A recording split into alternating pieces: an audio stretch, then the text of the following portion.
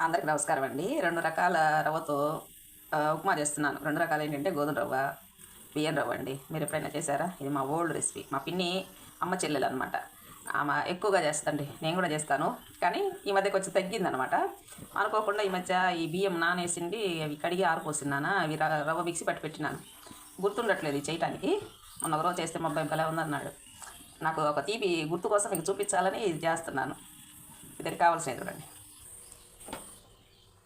2 స్పూన్లు నూనె వేసుకున్నాను. ఆవు నెయ్యి అండి. ఒక స్పూన్ వేస్తున్నా. అది 2 కదా, ఇది 1 సరిపోతుంది. ఇలా పోపు పెట్టుకుందాం. సింపుల్ అండి దీనికి పోపు. పెద్ద శ్రమ పడాల్సిన పని లేదు ఈ పోపుకి. తాలింపు గింజలు కొంచెం ఎక్కువగా మనం శ్రమ పడకుండా చాలా త్వరగా హెల్తీగా అయిపోయింది ఇది. కరివేపాకు 1-2.5 లెక్కన వాటర్ తీసి పెట్టుకున్నాను అండి. పొయ్యి ఇట్లా పక్క నీళ్ళు కాచుకుంటే త్వరగా అయిపోయింది ఉప్మా. ఇదండి ఒక ఉల్లిపాయ, 2 పచ్చిమిరపకాయలు. ఇంకా దీంట్లో ఏం అవసరం లేదు. సాల్ట్ వేసుకుందాం. సాల్ట్ వేసుకుంటే త్వరగా వేగిపోయింది. నేను 1 గ్లాస్ తీసుకున్నానండి. 1 ఫుల్ వేసా, 1 వేసాను. సరిపోయింది. ఇంకా ఇది బాగా వేగనిద్దాం.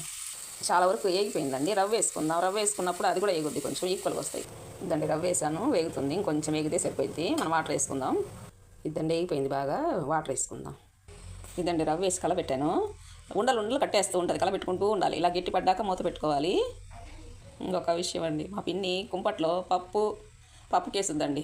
కొంచెమే వేస్తుంది. అవి కొంచెం చారు చేస్తుంది, కొంచెం పప్పు చేస్తుందండి కమ్మగా. మళ్ళీ ఒక ఏపుడా కొంచెం చట్నీ. అసలు మా వంటలలో నెంబర్ 1 అండి. ఈరోజు అసలు ఆమెను గుర్తు చేసుకుంటున్నాం. అందరూ వంటలు బాగా చేస్తారు.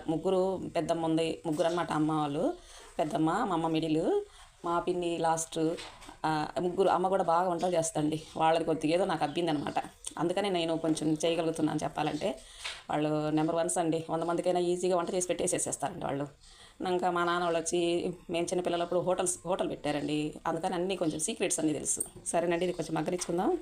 వద్దండి, ఉప్మా ఇంకా మగ్గాలి, కొంచెం మగ్గాలి. కనీసం రవ్వ వేసాక 15 మినిట్స్ మగ్గితేనే ఉప్మా పర్ఫెక్ట్గా వస్తుంది. చాలామంది మగ్గనీరు.